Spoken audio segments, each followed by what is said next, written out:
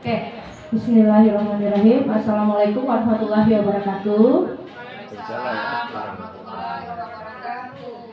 Alhamdulillah, puji dan syukur kita ucapkan kepada Allah Subhanahu wa Ta'ala, di mana atas berkat rahmat dan hidayahnya kita bisa berkumpul pada pagi hari ini di ruang majelis guru.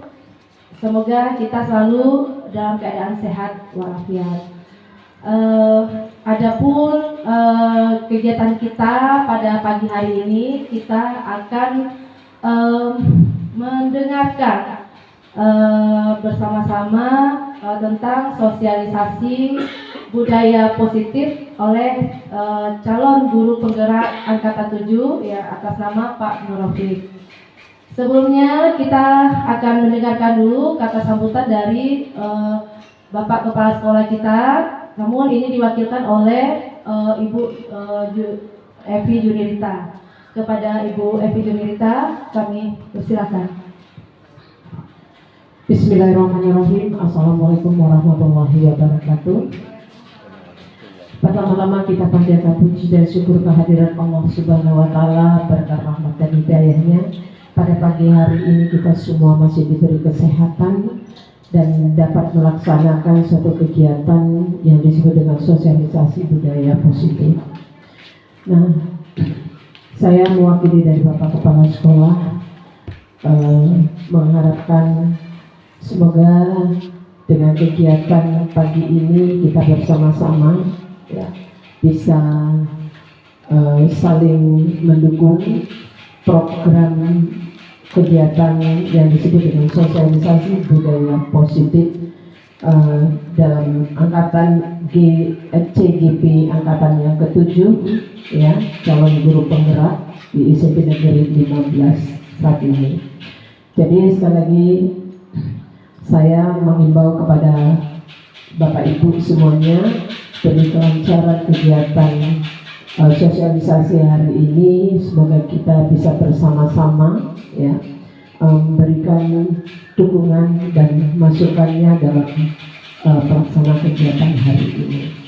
Baiklah, tidak banyak yang akan saya sampaikan. Untuk itu kita langsung saja kita dengarkan dan saya persilahkan kepada Pak Nur Rafiq dalam hal ini.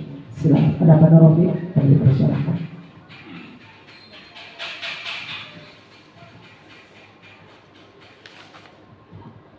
Baiklah, terima kasih Bu Evi. Semangat ya Bapak Ibu. Tepuk semangat dulu ya ini. Biar semangat, nanti Pak Rafiq dalam menjelaskannya kita juga semangat semuanya, oke? Tepuk semangat. Semangat. Oke, semangat semuanya. Ini yang mau disampaikan oleh Pak Nur Rafiq tentang budaya positif. Mudah-mudahan budaya positif ini dapat kita terapkan di sekolah kita. Oke, silakan Pak Nur Rafiq.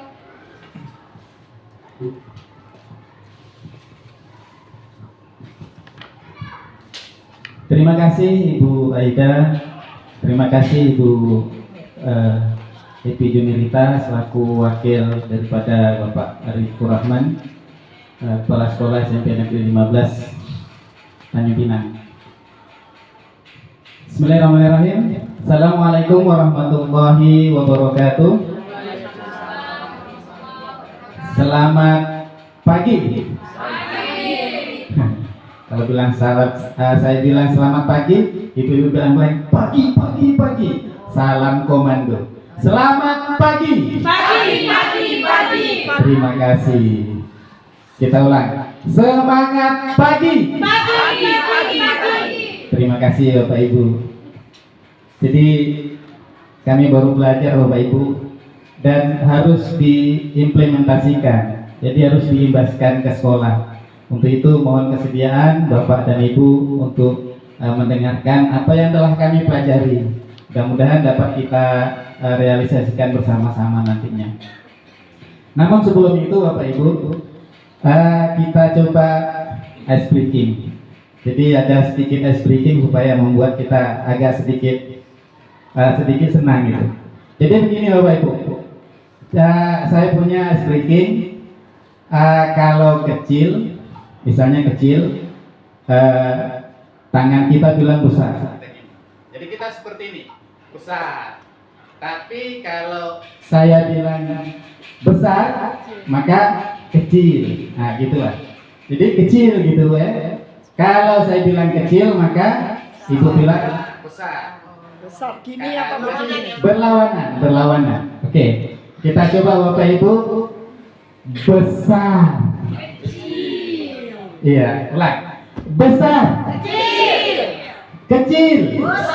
Kecil. Besar. Ya, kita ulang Bu ya, Bapak Ibu. Oke. Selanjutnya misalnya gini, kita gantilah besar sama kecil, panjang sama pendek. Jadi kalau saya bilang ular ibu bilang pendek gitu Bu ya, pendek. Kalau saya bilang cacing, panjang, bisa Bu? Cacing. Kita ulang Bu ya, kita ulang. Kalau ular pendek, cacing panjang. Kita ulang. Ular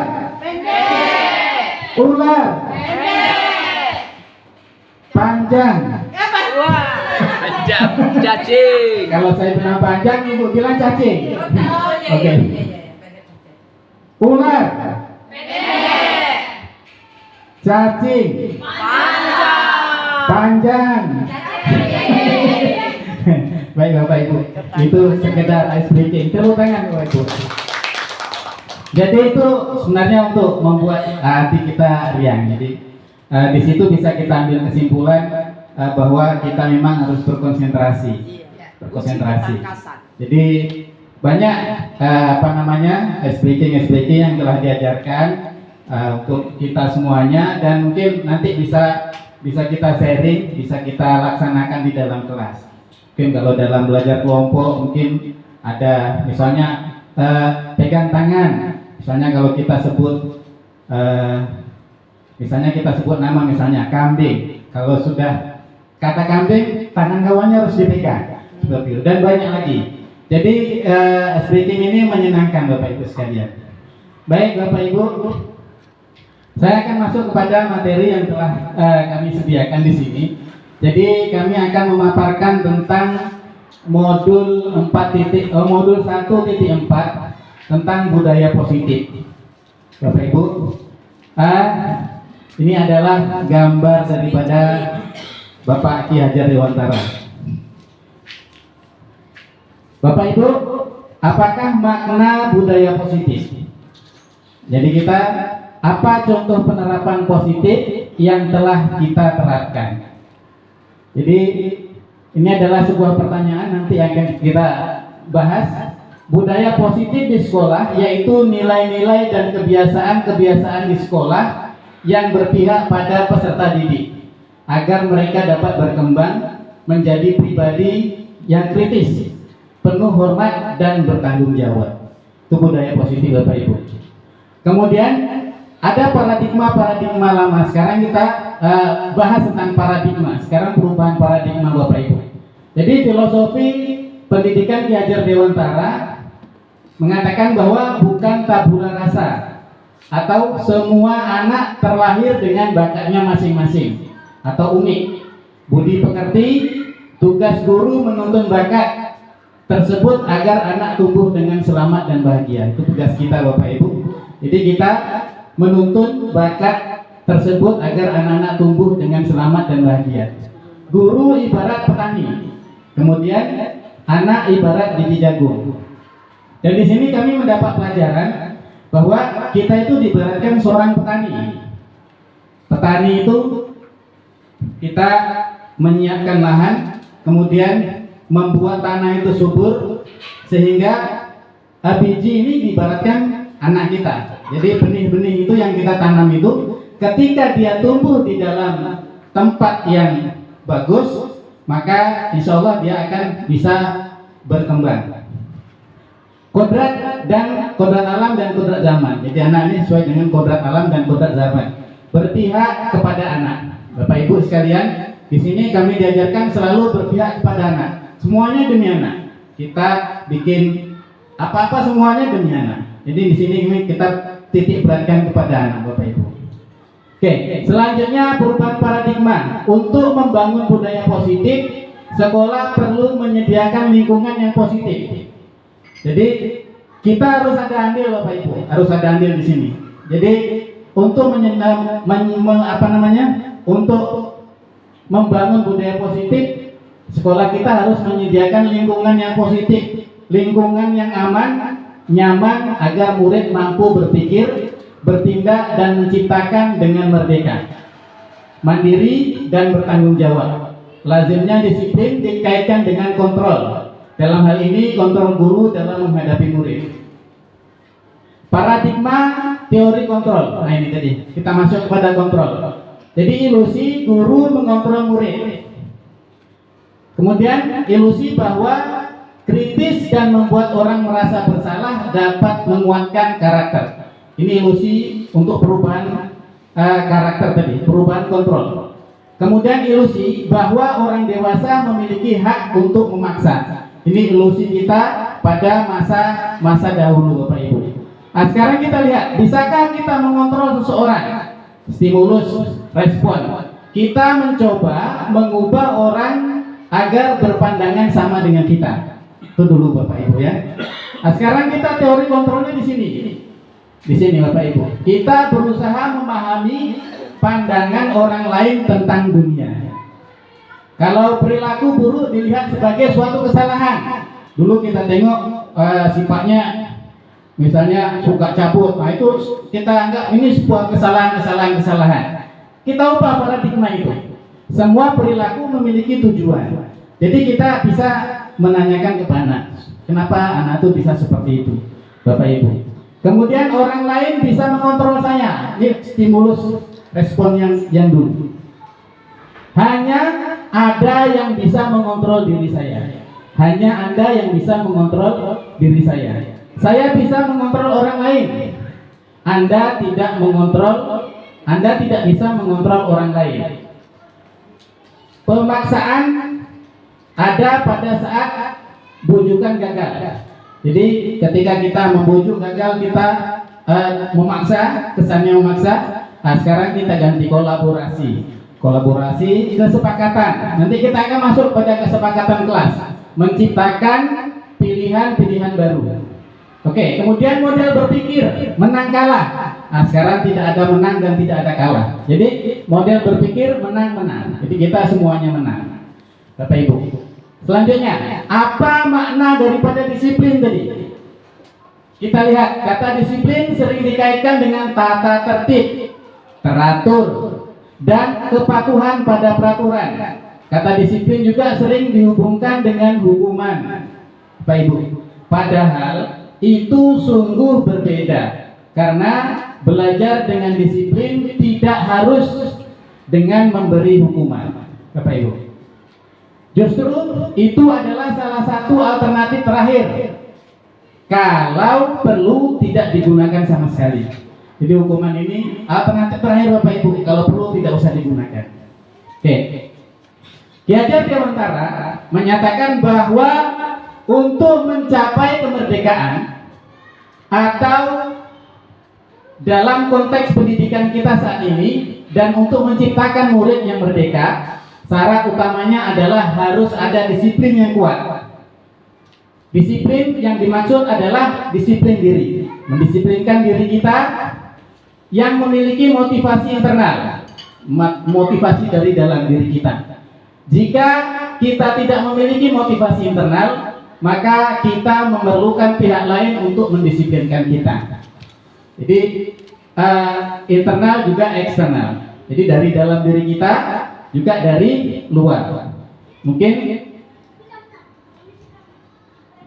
Bapak Ibu, sekarang kita masuk kepada teori motivasi perilaku manusia untuk menghindari ketidaknyamanan atau hukuman. Apa yang akan terjadi apabila saya tidak melakukannya? Ini motivasi eksternal. Jadi motivasi dari luar. Untuk mendapatkan imbalan dari orang lain atau institusi, apa yang akan saya dapat apabila saya melakukannya? Nah, ini motivasi eksternal, motivasi dari luar untuk menghindari ketidaknyamanan atau hukuman. Jadi ketika kita takut dengan hukuman, itu motivasi dari eksternal. Datang terlambat nanti dihukum misalnya. Ini motivasi dari eksternal. Sama juga untuk mendapatkan imbalan dari orang lain atau institusi, itu juga motivasi eksternal. Ini yang disebut motivasi internal di sini, untuk menghargai diri sendiri. Diri sendiri itu motivasi dari dalam kita, menjadi insan sesuai dengan harapan kita. Jadi kita harus mempunyai motivasi kita mau jadi seperti apa. Maka itu akan membuat kita lebih cepat berubah. Baik Bapak Ibu, ini kita lihat budaya positif. Aturannya dari bawah, peraturan kelas. Untuk menciptakan sebuah budaya positif, satu, kita harus ada lingkungan positif, keyakinan kelas, peraturan kelas. Di sini. Dan di dalam ini kita harus ada andil Bapak Ibu. Tapi kalau kita tidak ada andil, maka kita tidak bisa membentuknya. Jadi di lingkungan juga kita harus ada andil. Kita harus ada di situ, kita harus berbuat di situ. Untuk keyakinan kelas juga. Kemudian untuk peraturan kelas. Nanti kita akan masuk ke dalamnya. Bapak Ibu, keyakinan kelas atau hukuman ataupun penghargaan, kita lihat di sini. Mengapa tidak peraturan saja? Mengapa harus keyakinan kelas? Pertanyaannya, mengapa kita memiliki peraturan harus menggunakan helm bila mengendarai kendaraan roda 2? Bapak Ibu, kalau kita melihat dari mengapa tidak peraturan saja, mengapa harus keyakinan kelas? Di sini kita lihat, mengapa kita memiliki peraturan harus menggunakan helm bila mengendarai kendaraan roda 2? Kemudian, mengapa kita memiliki peraturan harus datang tepat waktu pada saat mengikuti pelatihan? Bapak Ibu yang berbahagia, jadi di sini untuk mendukung motivasi intrinsik dari dalam, kembali ke nilai-nilai atau keyakinan-keyakinan yang lebih menggerakkan seseorang dibandingkan mengikuti serangkaian peraturan-peraturan, mengubah dari diri kita sendiri. Kemudian keyakinan kelas, Bapak Ibu, keyakinan kelas adalah nilai-nilai kebajikan atau prinsip-prinsip universal yang disepakati bersama secara universal, lepas dari latar belakang suku, negara, bahasa maupun agama. Menurut Gozen pada tahun 1998, suatu keyakinan akan lebih memotivasi seseorang dari dalam atau intrinsik. Seseorang akan lebih bersemangat untuk menjalankan keyakinan daripada hanya sekedar mengikuti serangkaian peraturan. Bapak Ibu. Kemudian pembentukan keyakinan. Oke, tadi kita keyakinan kelas. Nah, sekarang kita macam mana? Kita cara untuk membentukkan keyakinan dalam kelas kita. Keyakinan kelas bersifat abstrak daripada peraturan yang lebih rinci dan konkret. Keyakinan kelas berupa pernyataan-pernyataan yang universal. Pernyataan kelas senantiasa dibuat dalam bentuk positif, dalam bentuk yang baik-baik. Keyakinan kelas hendaknya tidak terlalu banyak, biar bisa diingat Bapak-bapak. Jadi mungkin tak usah terlalu banyak, mungkin 5 poin atau 3 poin, biar anak-anak tuh bisa mengingat keyakinan yang kita buat. Semua warga kelas sebaiknya ikut berkontribusi dalam membuat kegiatan kelas lewat curah pendapat. Ini memang harus ada kerjasama daripada kita semuanya Bapak Ibu. Bersedia meninjau kembali keyakinan kelas dari waktu ke waktu. Jadi tidak hanya itu selama 1 tahun kalau keyakinan kelas kita misalnya 3 poin ya 3 poin aja, tapi bisa kita bisa buat ulang, mungkin ditambah atau dikurang sesuai dengan yang kita inginkan, sesuai dengan yang anak-anak kita inginkan. Oke Bapak Ibu, kita lihat peraturan kelas, keyakinan kelas, nilai kebajikan yang dituju. Selalu kembalikan buku ke tempatnya. Selalu kembalikan buku ke tempatnya. Ini adalah sebuah tanggung jawab. Jadi keyakinan kelasnya tanggung jawab, nilai kebajikannya dan keyakinan kelasnya. Hadir di sekolah 15 menit sebelum pembelajaran dimulai. Nah, ini menghormati orang lain dan diri sendiri. Jadi kita hadir ke sekolah tepat waktu.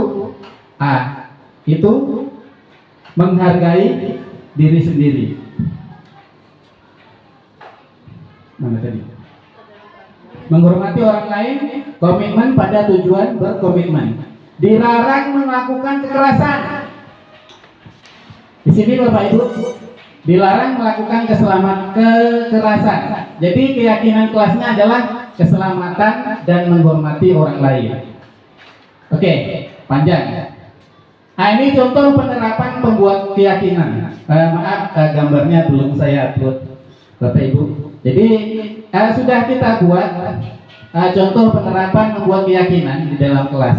Jadi kita berikan catatan aja, kertas-kertas kecil supaya anak itu dapat mencatat apa sih keyakinan-keyakinan yang anak-anak inginkan. Nah, kemudian ditempel. Jadi kita tahu apa itu keyakinan. Kemudian untuk penerapan keyakinan di kelas, nah ini juga sudah dilakukan. Bapak Ibu, hukuman oleh penghargaan, pengaruh jangka pendek dan jangka panjang. Penghargaan menghukum, penghargaan mengurangi ketepatan, dan penghargaan tidak efektif. Penghargaan merusak hubungan. Nah ini tindakan guru atau hukuman atau konsekuensi. Bapak Ibu, mencatat 100 kali di dalam buku kalimat, saya tidak akan terlambat lagi karena terlambat ke sekolah. Nah, ini merupakan hukuman atau konsekuensi, Bapak Ibu? Hukuman. Oke. Kemudian lari mengelilingi lapangan basket 2 kali karena terlambat hadir di sekolah. Hukuman. Oke, nanti kita lihat jawabannya. Murid diminta untuk push up 15 kali karena tidak menggunakan masker ke sekolah. Hukuman. Konsekuensi. Oke, menggantikan kertas tugas teman yang telah dicoret-coret. Konsekuensi. Membersihkan tumpahan air di meja. Konsekuensi. Ya, sekarang kita lihat Bapak Ibu. Ya. Ini mencatat 100 kali di dalam buku kalimat ini merupakan hukuman. Lari mengelilingi lapangan basket 2 kali karena terlambat hadir di sekolah, juga hukuman. Menggantikan kertas tugas teman yang telah dicoret. Konsekuensi. Jadi konsekuensinya kita harus mengganti. Lari mengelilingi lapangan basket 2 kali karena terlambat 10 menit untuk pelajaran PCOK. Konsekuensi. Oke, Bapak Ibu, perbedaan hukuman dan konsekuensi. Nah, di sini kita lihat perbedaannya. Jadi hukuman, Bapak Ibu, suatu yang menyakitkan harus terjadi. Kalau hukuman, sesuatu yang menyakitkan harus terjadi. Tapi kalau konsekuensinya, sesuatu harus terjadi. Itu perbedaan antara hukuman dan konsekuensi. Membuat anak sakit fisik maupun hati untuk jangka waktu yang lama. Membuat anak merasa tidak nyaman dalam jangka waktu pendek. Konsekuensinya, anak membenci kedisiplinan, anak menghargai disiplin. Dan sampai ke bawah, Bapak Ibu sekalian, marah, rasa bersalah, dipermalukan, merasa tidak dihargai. Ini hukuman, Bapak Ibu. Ini hukuman. Jadi konsekuensinya apa? Kehilangan hak, dibuat tidak nyaman, diasingkan untuk sementara. Time out. Oke, Bapak Ibu. Nah, sekarang ini kita lihat kebutuhan dasar manusia. Kebutuhan dasar manusia ada survival, ya, cinta kasih, penguasaan, kebebasan, kesenangan. Oke. Ada sebuah cerita di sini, Bapak Ibu. Ibu Ani ini nama apa ya? Kita buat saja, Bapak Ibu. Ibu Ani guru kelas 8 SMP Negeri 15. sedang bingung menghadapi ulah salah satu murid di kelasnya, Agus. Beberapa anak telah datang dan mengeluhkan Agus yang seringkali meminta bekal makan siang mereka dengan paksa. Jika Anda menghargai situasi seperti Ibu Ani, apa yang akan Anda lakukan? Menurut Anda, kira-kira apa alasan yang melakukan hal tersebut? Jadi Bapak Ibu, mana tadi? Agus ini sering meminta bekal kawannya.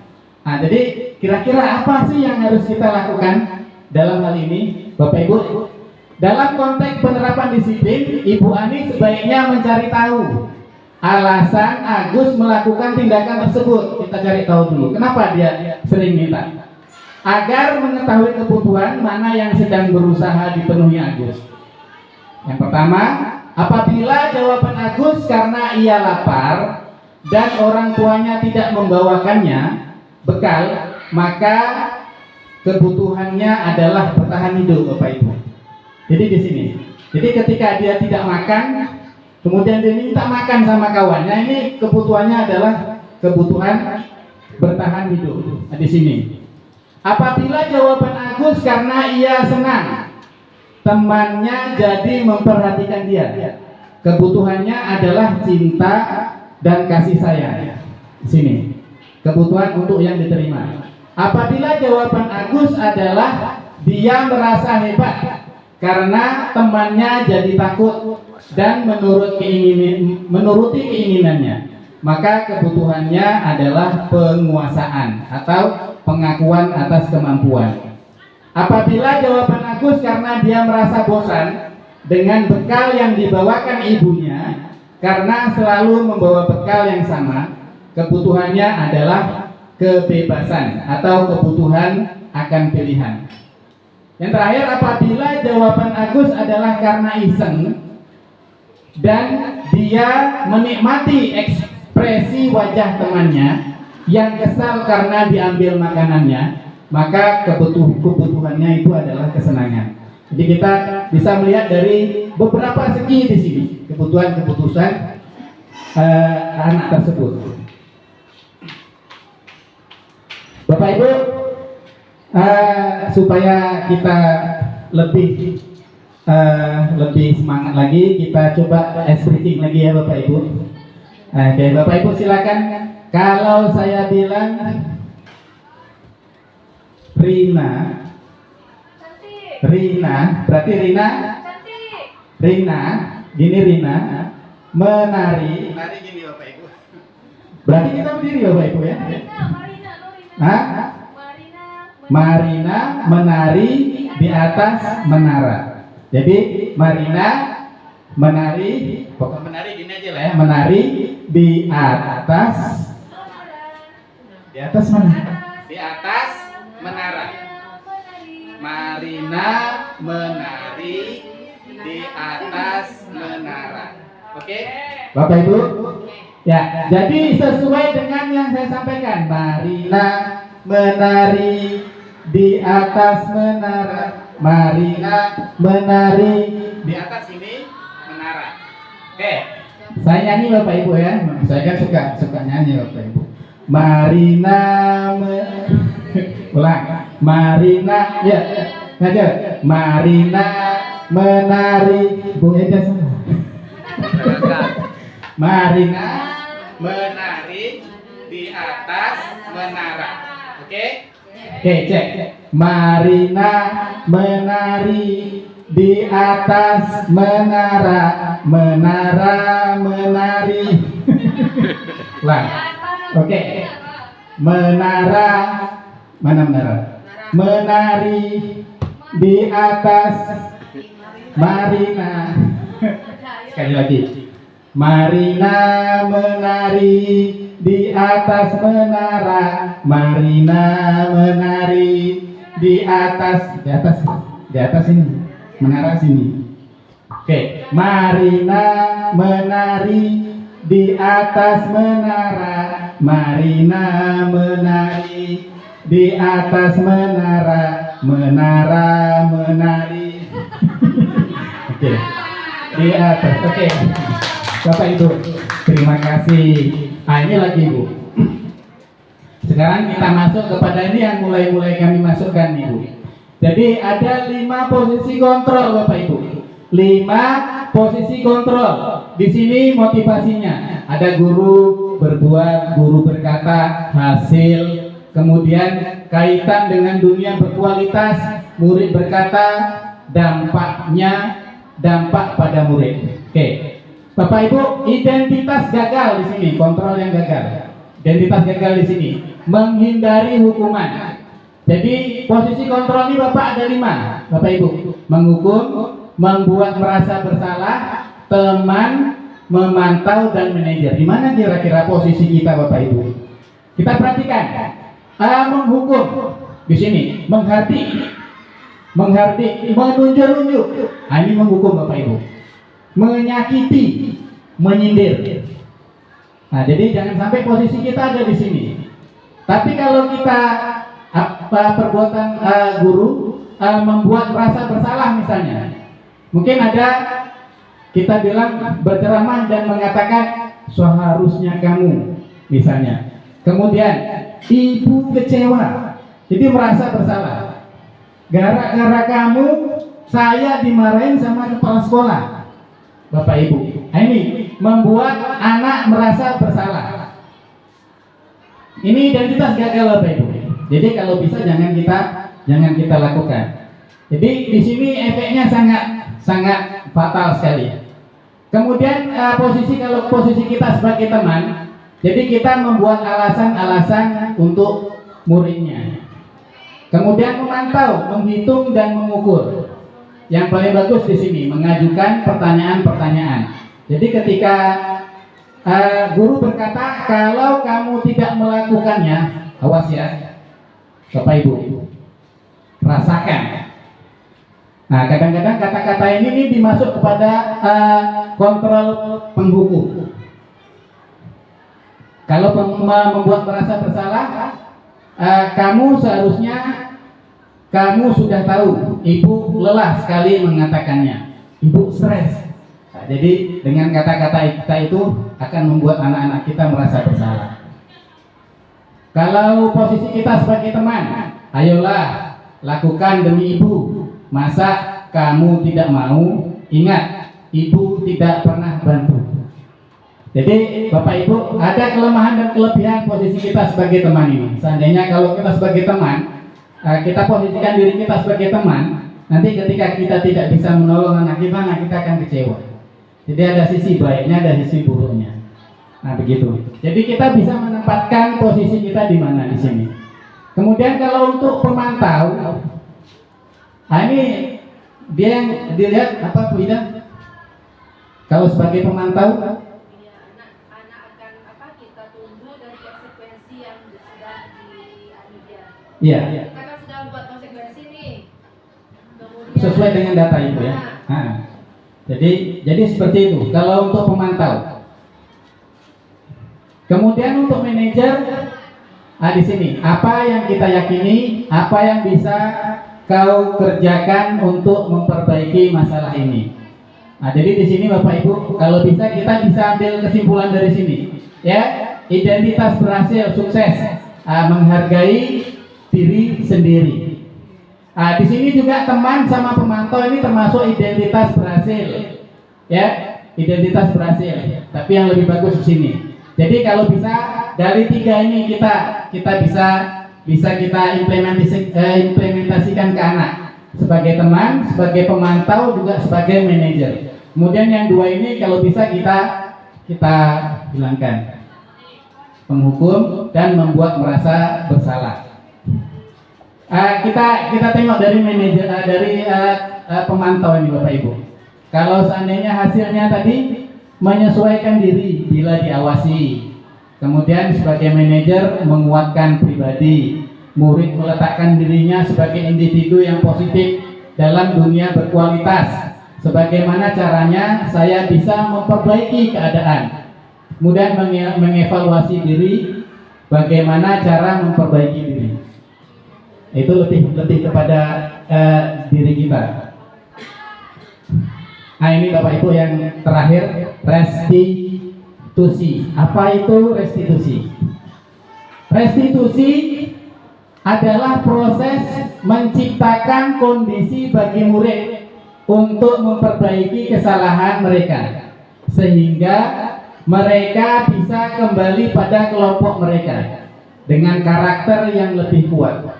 Nah ini menurut dosen tahun 2014. Jadi proses menciptakan kondisi bagi murid untuk memperbaiki kesalahan mereka. Jadi proses kita untuk memperbaiki, macam mana cara kita memperbaiki kesalahan-kesalahan yang telah dibuat oleh anak-anak kita, sehingga mereka bisa kembali pada kelompok mereka dengan karakter yang lebih bagus. Nah, ini yang kita harapkan Bapak Ibu dari restitusi ini. Jadi ini yang akan kita coba nanti kembangkan Bapak Ibu, mudah-mudahan kita bisa berbuat. Kemudian 9 ciri-ciri restitusi Bapak Ibu, bukan untuk menebus kesalahan, namun untuk belajar dari kesalahan Bapak Ibu. Nah ini ciri-cirinya restitusi ini. Jadi bukan untuk menebus kesalahan, ya, tapi kita belajar daripada kesalahan itu. Jadi belajar dari kesalahan kita supaya kita tidak berbuat lagi dengan kesalahan yang sama.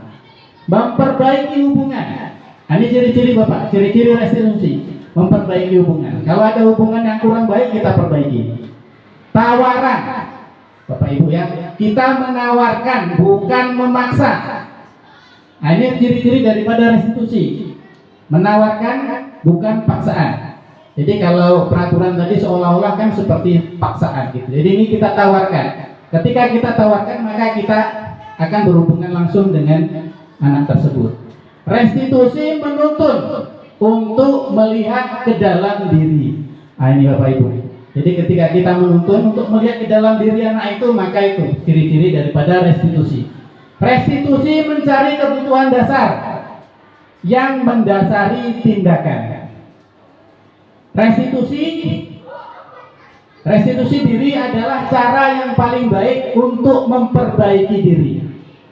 Restitusi fokus pada karakter, bukan pada tindakan. Karakter Bapak Ibu. Jadi kita membentuk karakter anak itu untuk lebih baik. Restitusi fokus pada solusi. Jadi ketika ada masalah, macam mana kita mencari solusi. Masalah, cari solusi, cari solusi begitu. Bapak Ibu. Restitusi mengembalikan murid yang berbuat salah pada kelompoknya. Nah ini 9 ciri daripada restitusi. Kemudian segitiga restitusi. Bapak Ibu, segitiga restitusi. Ada menstabilkan identitas. Nah ini kemarin kami sudah coba perbuat dalam tugas Diana. Kemudian validasi tindakan. Dan yang terakhir menyatakan keyakinan. Jadi segitiga restitusi. Kalau menstabilkan ini kita lihat, menstabilkan identitas. Setiap orang pasti pernah melakukan kesalahan, Bapak Ibu.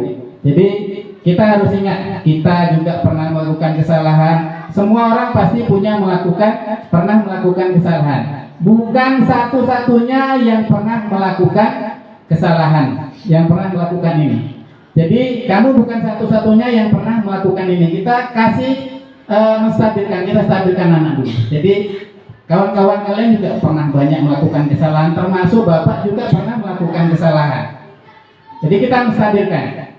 Setelah itu baru kita validasi tindakan yang salah. Kamu tentu punya alasan mengapa kamu melakukan hal tersebut. Misalnya datang terlambat misalnya. Berapa kali datang terlambat. Jadi kita tanya, adakah cara yang lebih efektif untuk mendapatkan apa yang kamu butuhkan? Jadi kita lebih pada bertanya kepada dia dan menyelesaikan suatu masalah dan menyepakati kesalahan. Kemudian menanyakan keyakinan. Nilai apa yang telah kita sepakati? Kamu ingin menjadi orang yang seperti apa? Nah, jadi kita bisa bertanya. Kemudian ketika anak ini mempunyai keyakinan, insya Allah nanti dia akan berubah di sini. Oke Bapak Ibu, nah ini dokumennya tidak ada. Jadi itulah tadi Bapak Ibu yang berbahagia. Mungkin agak sedikit panjang Bu ya. Jadi kami minta maaf karena mungkin kami sekitar 1 jam lah, 1 jam lebih dari untuk membuat imbas ini sama keyakinan kelas. Baiklah Bapak Ibu yang berbahagia, mungkin ini saja yang bisa kami sampaikan. Mudah-mudahan ilmu yang sedikit ini dapat kita ambil pelajaran dan dapat kita sama-sama melaksanakan untuk kemajuan sekolah kita, untuk menjadi anak-anak kita yang punya karakter yang baik. Amin, amin ya rabbal alamin. Terima kasih. Billahi taufik wal hidayah. Assalamualaikum warahmatullahi wabarakatuh. Selamat pagi. Oke Bapak Ibu,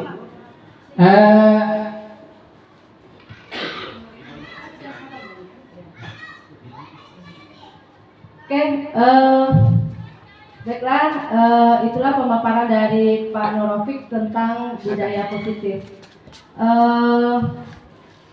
Bapak Ibu guru, boleh saya bertanya sedikit ya, ada pertanyaan. Budaya positif seperti apa sih yang sudah ada di sekolah kita? Ada yang bisa menyebutkan salah satu saja ya? Seperti apa budaya positif yang ada di sekolah kita? nah ini. Datanglah sini. Baik, terima kasih Bu Moderator atas waktu yang telah diberikan. Nah, menurut saya budaya positif yang sudah dilaksanakan di sekolah kita itu seperti 5S, ya, budaya 5S, ada sopan, santun, ya, salam, sapa. Ini dibuktikan bisa pada saat anak masuk ke sekolah, ini ada penyambutan oleh Bapak Ibu guru ataupun rekan-rekan siswa lainnya di depan pintu pagar. Ya, walaupun ya dalam 2 tahun ini sempat mandek ya karena COVID, ya tidak boleh bersalaman atau bersentuhan fisik secara langsung. Nah, tapi ini mungkin bisa kita laksanakan untuk kedepannya berikutnya ya. Kemudian di dalam kelas sendiri ya biasa dalam memulai pembelajaran anak-anak kita terbiasa ya membaca doa ya sebelum mulai pembelajaran. Nah, kemudian selesai pembelajaran juga ditutup dengan berdoa. Nah, kemudian budaya lain positif lainnya ya mungkin ada kegiatan-kegiatan peminatan ya, minat bakat ya seperti eskul yang sudah dilaksanakan di sekolah kita. Mungkin itu Bu Moderator, mungkin nanti bisa ditambahkan oleh Pak Nurofik. Terima kasih. Ya, sama-sama Bu Rina. Terima kasih kembali. Nah, Bapak Ibu, itu salah yang disebutkan oleh Mbak Rina itu mungkin adalah budaya-budaya positif yang sudah ada di sekolah kita. Nah, yang disampaikan Pak Nurofik ini bagaimana kita budaya positif tersebut kita terapkan lebih dalam kepada siswa kita.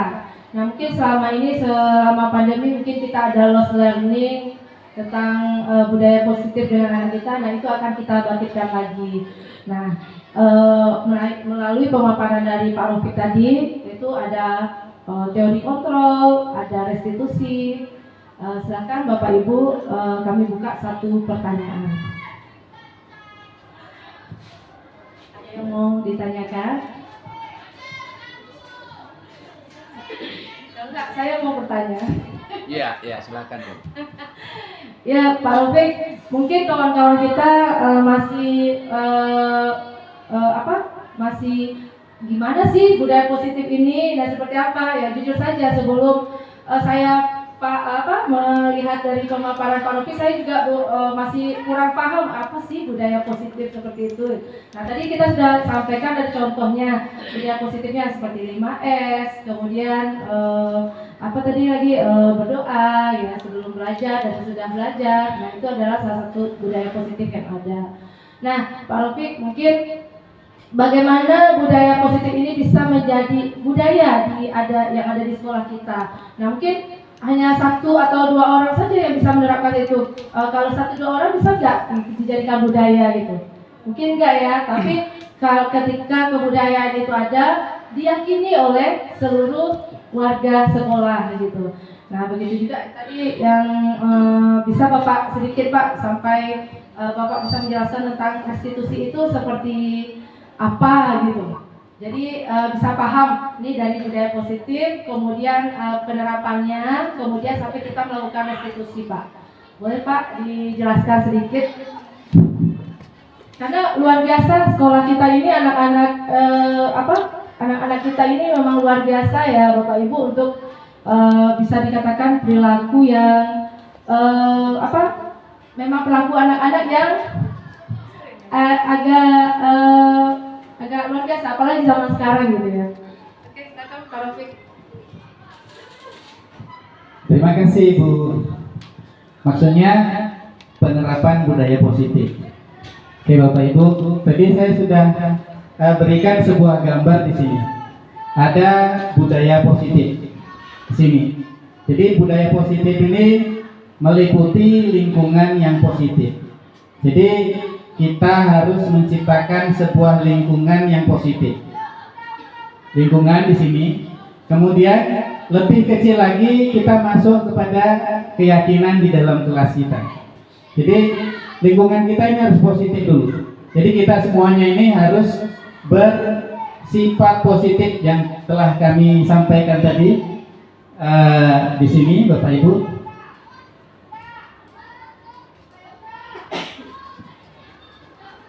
Nah, budaya positif tadi, yaitu kita harus menanamkan kebiasaan-kebiasaan yang baik, nilai-nilai kebaikan di dalam sekolah kita ini.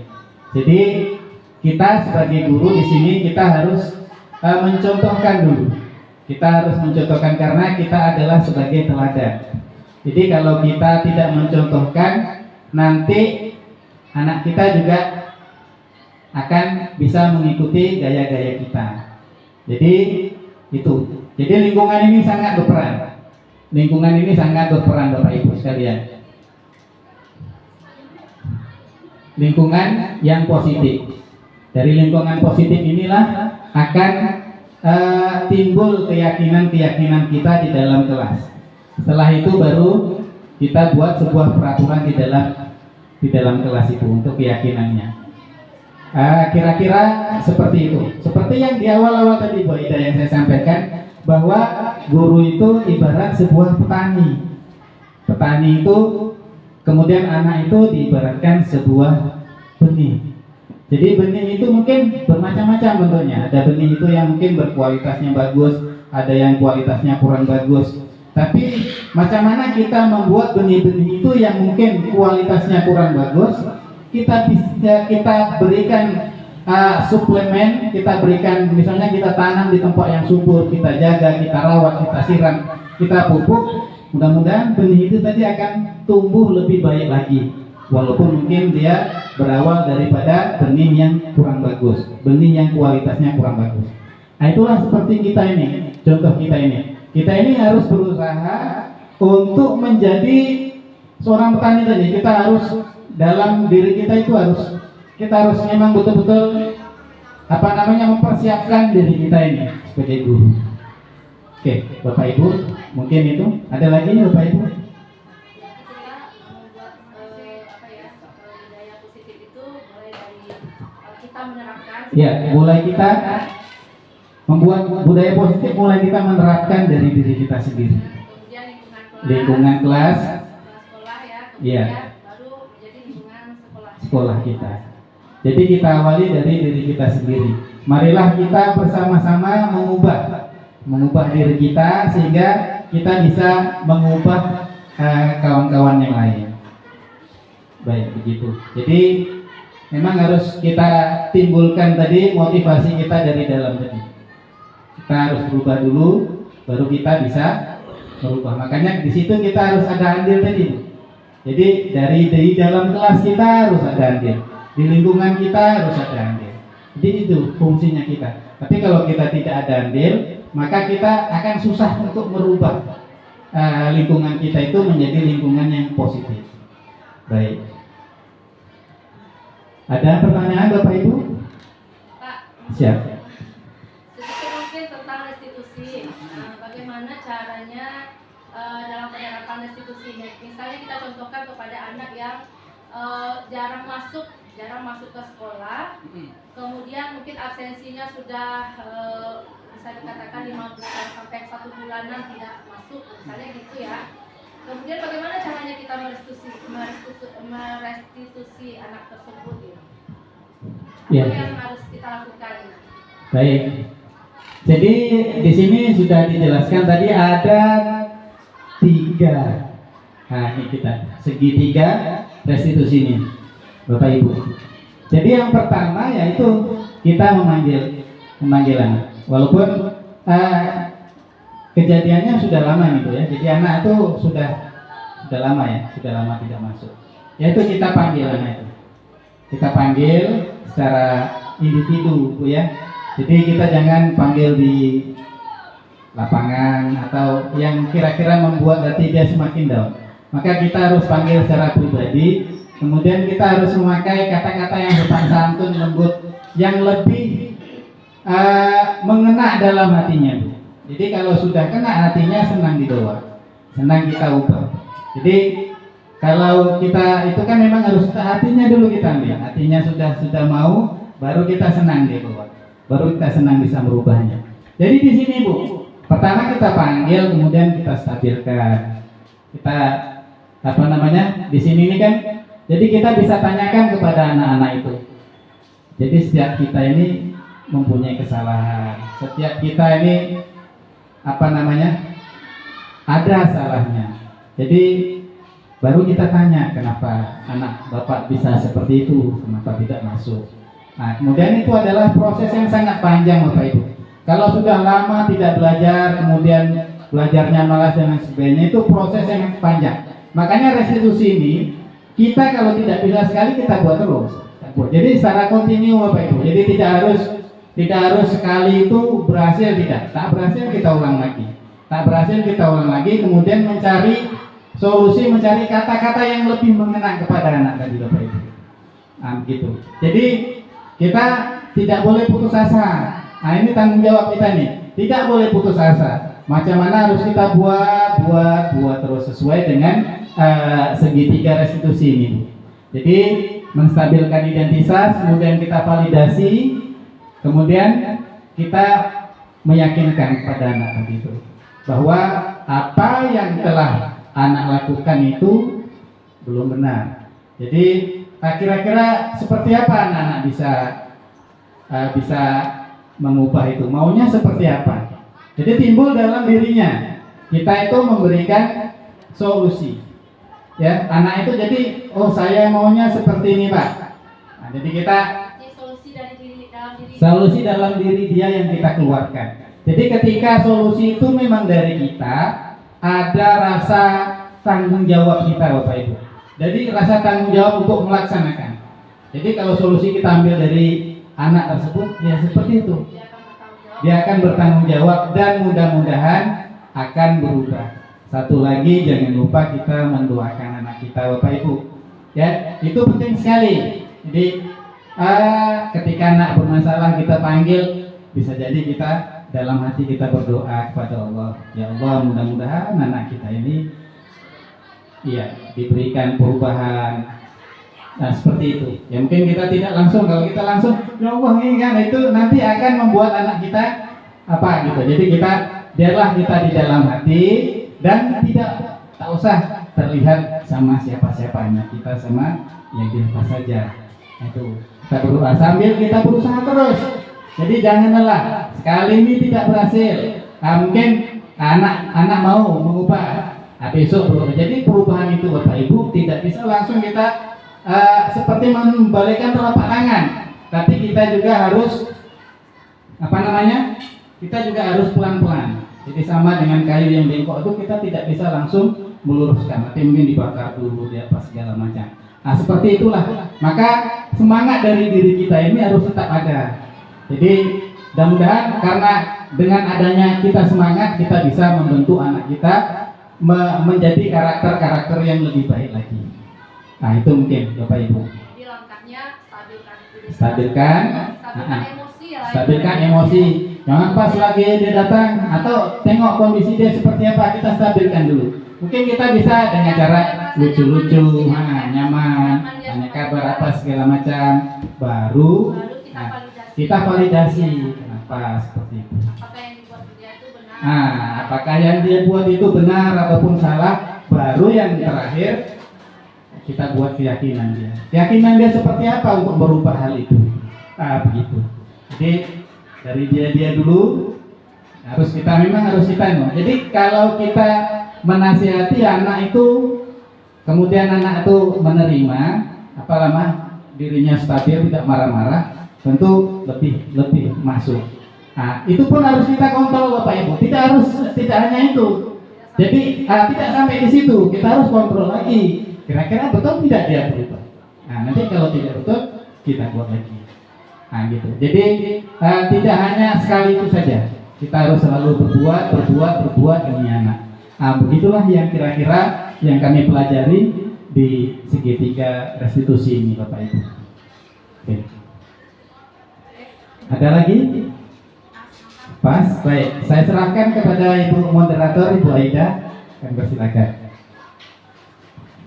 Baiklah, itulah pemaparan dari Pak Nurofik. Mudah-mudahan kita bisa memahami tentang budaya positif dan bisa menerapkan tentang segitiga restitusi ini ya Bapak Ibu. Mudah-mudahan sekolah kita ke depannya bisa lebih baik lagi ya. Oke, semangat untuk Pak Rofik dan semangat untuk kawan-kawan semua. Tepuk tangan untuk kita semua. Oke, assalamualaikum warahmatullahi wabarakatuh. Waalaikumsalam warahmatullahi.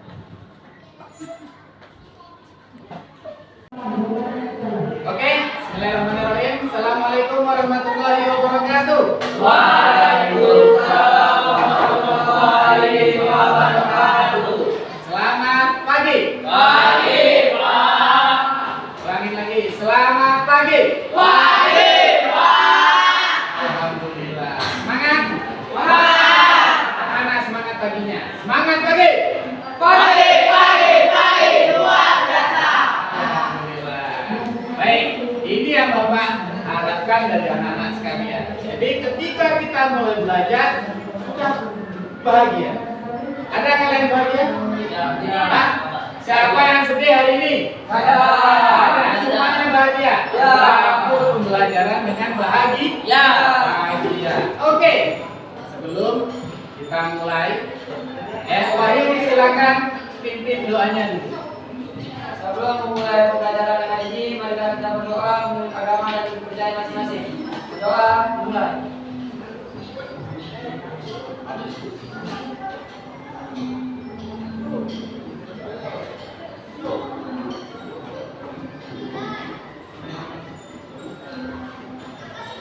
Doa selesai.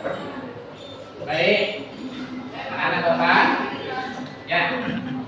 Untuk memulai aktivitas kita coba ice breaking dulu. Ice breaking yang sudah diajarkan. Coba kira-kira ketua kelas silakan. Ketua kelas silakan dimulai ice breakingnya. Di kelas. Tepuk semangat. Ya, semangat. Berarti hari ini luar biasa anak-anak Bapak semuanya semangat. Iya, ini di kelas 8A ini memang anak-anaknya paling hebat-hebat. Nah, ini yang Bapak suka dari anak-anak Bapak seperti ini, semangat. Jadi sebelum dan sesudah belajar harus semangat supaya ilmu itu cepat masuk di dalam. Nah, oke. Anak-anak Bapak tadi sudah speaking. Sekarang kita coba yel-yel kita sebagai siswa SMP Negeri 15. Masih ingat? Masih. Silakan. SMP Negeri 15. Beriman, berprestasi, juara, sukses. Yes, yes, yes. Iya, beriman, berprestasi, juara, sukses. Wah, berarti hebat kita. Inilah anak SMP 15 yang sangat hebat-hebat. Oke, kita tengok di sana ada yang namanya kesepakatan kelas. Jadi sebelum kita mulai pembelajaran, kita sepakati dulu seperti apa yang kita inginkan kesepakatan kelas tadi. Jadi Bapak punya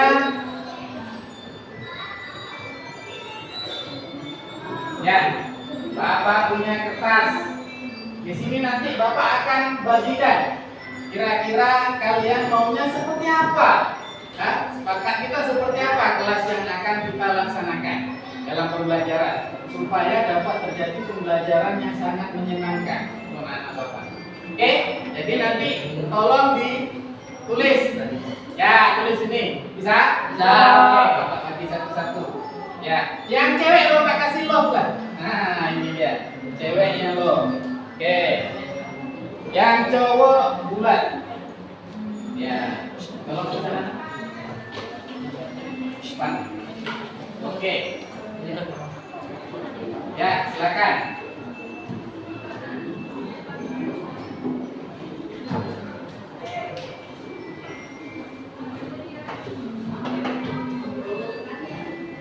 Oke anak-anak Bapak, silakan tulis sesuai dengan keinginan kalian. Bakat kita seperti apa kelas kita. Oke, silakan ingin kita laksanakan.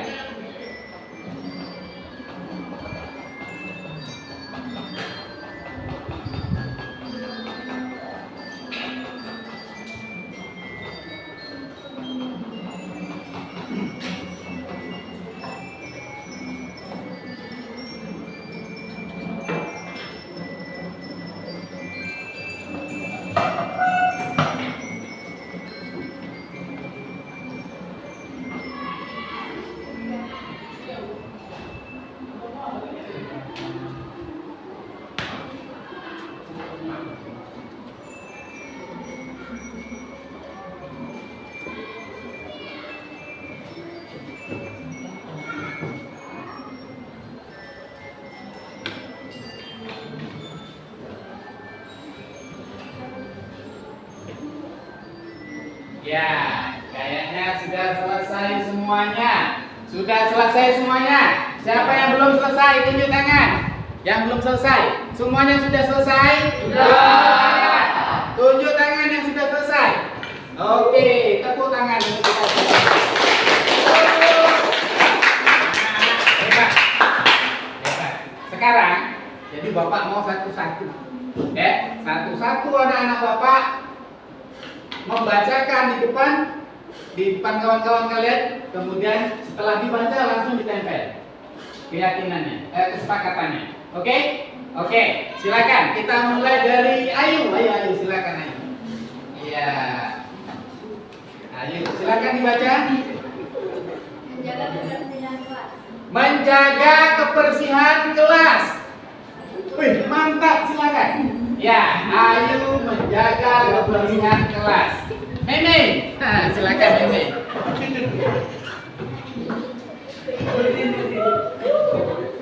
Ini nak, tuh. Nanti terakhir. Tidak bolos saat jam pelajaran. Tidak bolos saat jam pelajaran. Oke, silakan. Bang, di jeda dulu, Bang. Dengar ya Pak, dengar. Jeda. Oh, di jeda. Semuanya.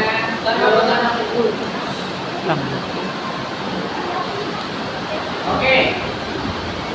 Dari kesepakatan kelas 8A yang sudah kita buat, jadi Bapak ingin membuat sebuah keyakinan. Dari kesepakatan itu kita buatlah sebuah keyakinan. Pada anak-anak Bapak, silakan. Kira-kira keyakinan apa yang mau ingin kita buat? Silakan ditulis. Siapa ya? Ditulis di papan tulis. Kira-kira mau keyakinan seperti apa? Ya, nomor 1 kita lihat.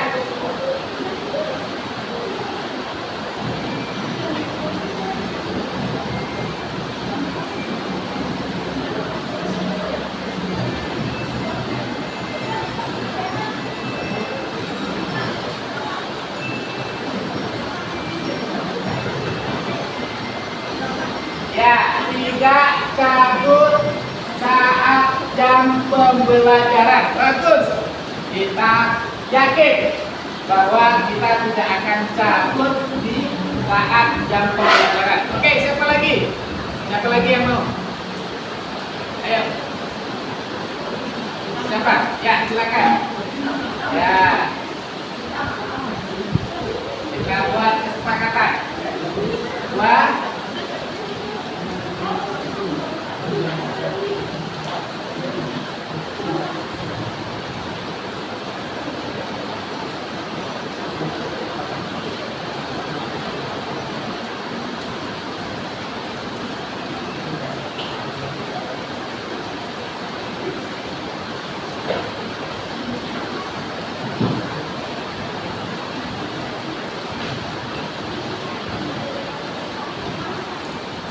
Ya. Bagus. Tetap tertib di dalam kelas walaupun tidak ada guru mengajar. Bagus. Ada lagi yang lain? Ayo silakan. Yang cewek satu orang. Lengkeng. Ya, ini. Ya.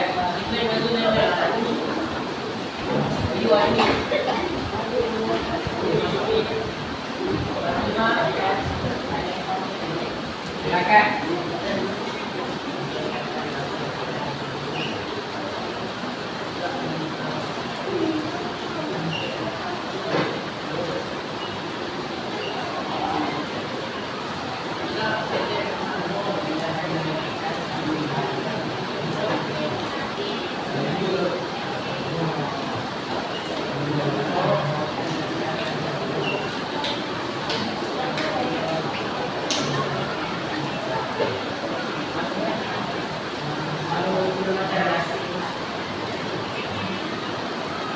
Saling menghormati dan menghargai sesama teman. Bagus.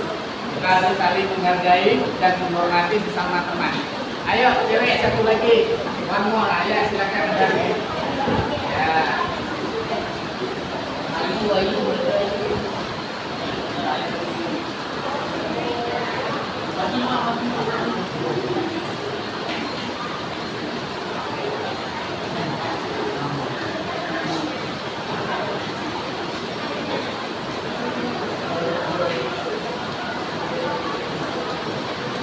Mendengarkan nasihat dari guru. Bagus. Ya, satu lagi ada. Ayo. Siapa? Ya. Ayo.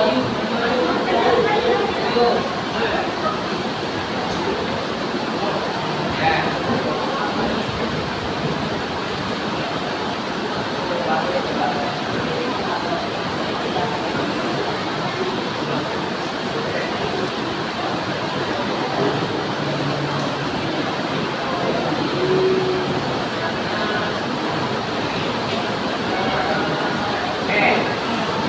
Baik, nah inilah sudah tidak ada.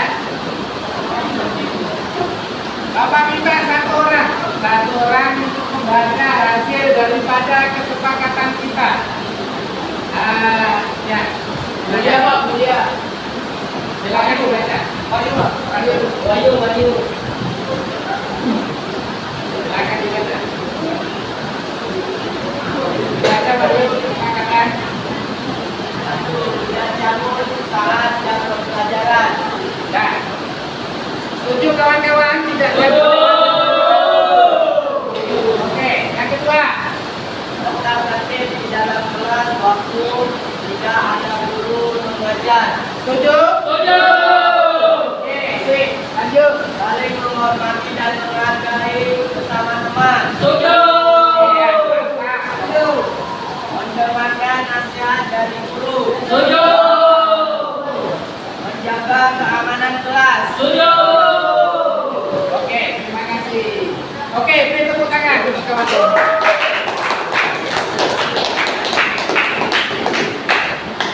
Oke, baiklah anak-anak Bapak. Tadi adalah keyakinan yang kita ambil daripada kesepakatan yang sudah kita buat semuanya ini. Ya, dari kesepakatan kita ini kita ambil 5 keyakinan kalian. Ini nanti kalian bisa tambah dan bisa kurang. Ya, boleh ditambah, boleh dikurang sesuai dengan keinginan kita. Ini adalah keyakinan anak-anak Bapak semuanya. Keyakinan kita, ya, keyakinan kita untuk di dalam kelas. Oke, nah inilah. Jadi sepakat kita tadi. Dari sekian banyak kesepakatan kita olah jadi satu dan kita mengambil keyakinan. Ini nanti yang akan kita pakai di dalam kelas kita, ya, di dalam kelas kita. Jadi seandainya nanti masih ada juga yang cabut, berarti dia tidak konsisten dengan apa yang kita inginkan. Ini adalah keinginan kita, keyakinan kita, ya. Jadi mudah-mudahan dengan keyakinan kita ini kita bisa menjadi anak-anak yang hebat, anak-anak yang berunding. Anak-anak yang menanamkan nilai-nilai kebajikan, berbudaya positif. Oke, selanjutnya silakan ditempel dari hasil daripada yang kita tulis tadi di atas. Ya, silakan ditempel. Ya, silakan ditempel.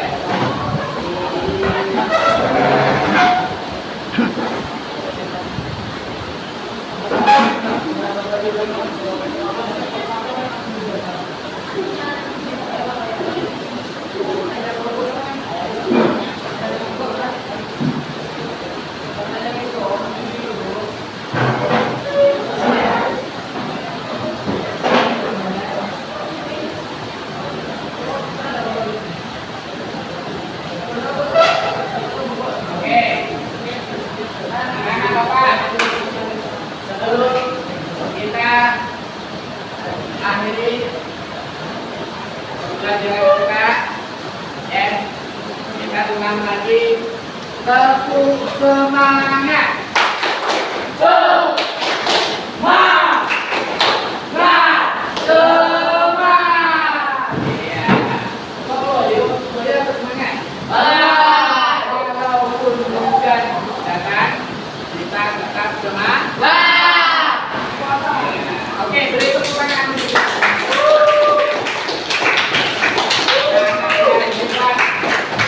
Yang mata, semoga nanti ke depan anak bapak semuanya menjadi anak-anak yang sukses. Amin. Amin. Oke, setelah ini, jadi pelajaran kita tutup, nenek. Jadi terima kasih banyak anak-anak bapak sudah mau membuat sebuah kesepakatan dan sebuah keyakinan. Jadi kita sudah sepakat, kemudian kita yakini bahwa itu nanti yang akan kita laksanakan di dalam kelas kita. Bisa kita laksanakan bersama-sama? Bisa. Oke, alhamdulillah. Oke, silakan ditutup dengan berdoa, silakan. Iya. Mengakhiri pembelajaran lagi adalah berdoa, berdoa dan berdoa. Selamat mulai.